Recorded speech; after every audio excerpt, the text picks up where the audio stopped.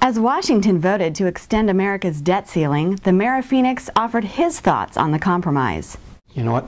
You have to thank those that came to the table and said, we're going to put our individual differences or my individual pledge aside and do what's best for the country. And even if you disagree with what somebody said or stood for, you have to thank those individuals that finally solved this crisis, at least temporarily.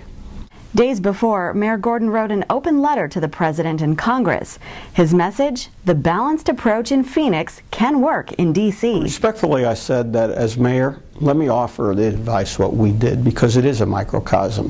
First of all, we had our professional managers lay out plans with options. We then worked together as an elected body in the public and also in the back rooms where allowed to craft compromises with the professionals to make sure that we could provide essential services and at the same time make cuts. We explained that to our workforce, and our entire workforce, every labor unit, took over a 3% pay cut on an existing contract. We explained it to our vendors, and all our major vendors took a cutback on existing contracts. We explained it to the public why we had to cut back on hours, but how we would provide essential services in libraries or police or fire. We stayed in the room. We literally stayed in the room until we worked things out, and then came forward. And as a body, while we had our disagreements and we explained it, we voted to go forward.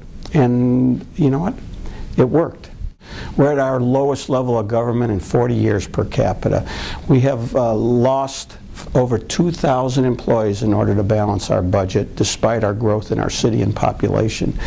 We have a AAA bond credit rating, despite the most dramatic impact in the fall of housing prices and tourism. So we've faced the same crises that the federal government has faced, a microcosm, including the political rhetoric from all different sides of all different political spectrums.